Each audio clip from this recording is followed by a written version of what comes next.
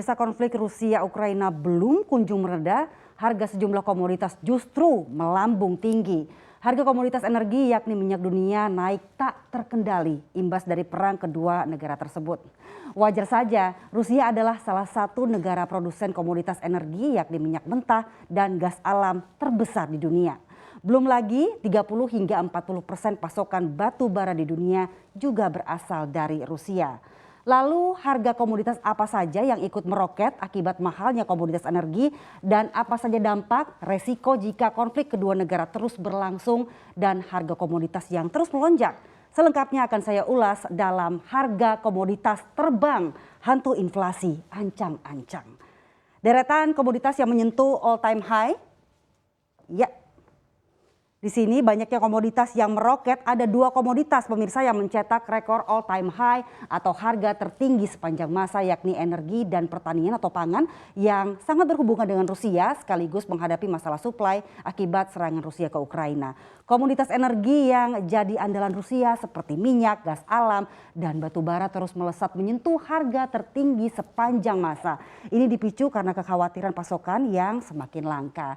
Berdasarkan data Trading Economics pada sesi kedua perdagangan kemarin, Senin 7 Maret 2022, harga minyak jenis Brent menembus 122 US dollar per barel. Ini tertinggi sejak Februari 2013, sedangkan harga minyak jenis WTI pun menembus angka 118 US dollar per barel, tertinggi juga sejak September 2008. Dan itu adalah penutupan tertinggi pemirsa tentunya untuk WTI dan juga Brent.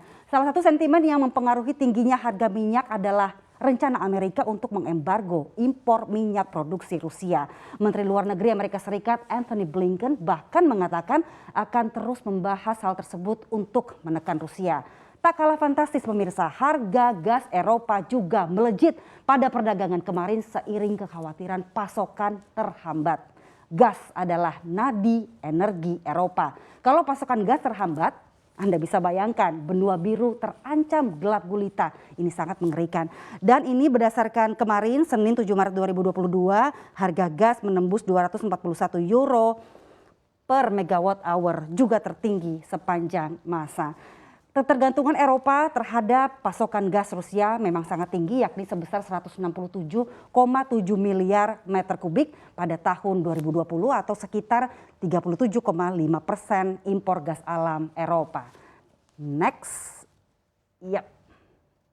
Kita lihat juga di sini pemirsa yang menjadi juara pada komoditas energi adalah batu bara. Harga batu bara bahkan menembus angka fantastis di atas 410 US dollar per metrik ton. Ya, ini 446 per metrik ton. Prospek peningkatan permintaan akan menjadi penopang kenaikan harga batu bara karena pasokan gas alam di Eropa terancam. Batu bara kembali dilirik sebagai sumber energi primer pengganti gas alam. Kemudian ada juga komoditas pertanian, yakni pemirsa di sini ada crude palm oil atau harga minyak sawit mentah. Ini CPO berdasarkan Kamis 3 Maret 2022, ini harganya 6.950 Malaysian ringgit per ton. Ini juga all time high. CPO merupakan salah satu bahan baku untuk pembuatan biodiesel sebagai bahan alternatif pengganti fossil fuels ya seperti minyak bumi, gas alam, batu bara. Oleh sebab itu jika pergerakan harga CPO ini cenderung senada dengan harga minyak mentah, saat harga minyak mentah melambung, biasanya harga CPO juga akan mengikuti. Rekor all time high tidak berhenti pada komoditas energi dan pertanian pemirsa. Ternyata komoditas logam juga terkerek imbas perang Rusia-Ukraina. Harga nikel juga melambung serta aluminium. Harga nikel ini naik menjadi 36.505 US dollar per ton, tertinggi sejak 2007. Sedangkan aluminium 4.080 US dollar per ton juga mencetak rekor baru. Kita beralih ke slide selanjutnya.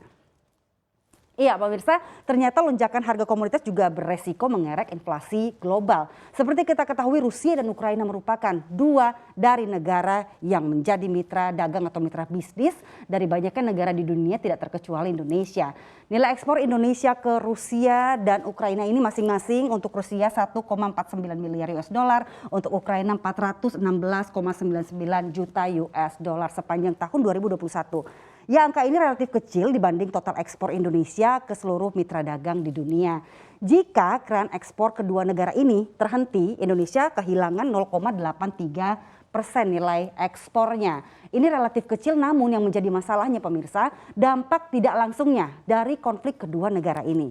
Berdasarkan riset dari BNI Sekuritas mengatakan, inflasi menjadi momok yang bisa saja menghampiri akibat perang Rusia-Ukraina. Rusia merupakan salah satu negara eksportir minyak terbesar. Nah, Indonesia negara dengan net impor minyak tertinggi. Dengan kata lain, harga minyak ini sensitif dengan keadaan perang Rusia. Setiap kenaikan harga minyak 10 US dollar per barel ditranslasikan kenaikan inflasi 40 basis poin.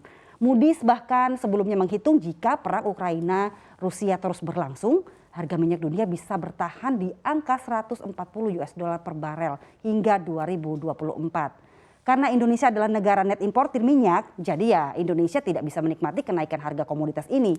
Sementara menurut pengamat ekonomi Universitas Airlangga Aditya Wardoyo, konflik Rusia-Ukraina membuat rantai pasok global terhambat sehingga mengganggu pemulihan ekonomi global yang tengah terjadi. Untuk Indonesia sendiri berdampak pada makanan yang diimpor Ukraina. Nih ada gandum, di sini pemirsa ada gandum, besi dan juga baja sekitar 23%. Selain itu produsen mie, roti, tepung bergantung pada impor gandum dari Ukraina juga. Bisa memicu kenaikan harga serta imbas pada inflasi. Next slide. Iya, ini kita hapus dulu. Lalu apa saja langkah pemerintah untuk mengantisipasi inflasi khususnya di sektor energi dan pangan. Di tengah tantangan ketidakpastian ekonomi global yang kian meningkat akibat konflik Rusia-Ukraina, Indonesia tetap harus menjaga optimisme dalam mencapai target pertumbuhan ekonomi di atas 5%. Staf khusus Menteri Keuangan Chandra Fajri Ananda mengatakan kenaikan harga minyak dan ancaman terjadinya inflasi dapat diatasi dengan antisipasi kenaikan biaya logistik. Di tengah semakin lonjaknya harga minyak global, Indonesia diharapkan dapat tetap menjaga penyaluran subsidi energi. Meskipun di sisi lain beban subsidi energi dalam APBN mengalami lonjakan. Seperti pada Januari 2022 subsidi energi telah mencapai 10,2 triliun rupiah. Ini 4 kali lebih besar dibandingkan tahun lalu loh pemirsa, 2,3 triliun rupiah. Sedangkan dari sektor pangan, pemerintah perlu terus menjaga stabilitas harga pokok hingga akhir tahun. Chandra menambahkan sebagai pemegang presidensi G20, Indonesia perlu aktif menjaga stabilitas perekonomian dunia. Pemerintah dalam G20 dapat mendorong kerjasama seluruh negara serta menyuarakan ajakan perdamaian untuk mencegah peperangan semakin meluas. Ya, kita berdoa saja semoga perang Ukraina dan Rusia tidak berkepanjangan.